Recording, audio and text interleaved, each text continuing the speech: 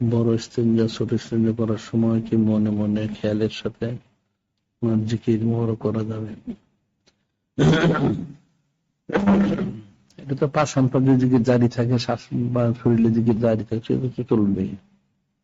আর ইস্তেঞ্জা করার সময় ইস্তেঞ্জা যে সুন্নত মরক গুলি আছে সেগুলি খেয়াল রাখবে।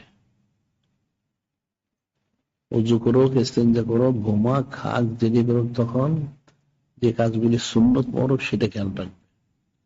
জিকির তো তার পাঁচান পাঁচ জারি হলে 24 ঘন্টা চলবেই, শরীরে জিকির যে জারি থাকে সেটা তো চলবেই। এখন আলাদাভাবে ইস্তেঞ্জাখানা বসে জিকির করে এটা ঠিক না। গোসলখানায় কোরআন শরীফ তেলাওয়াত করা মাকরুহ,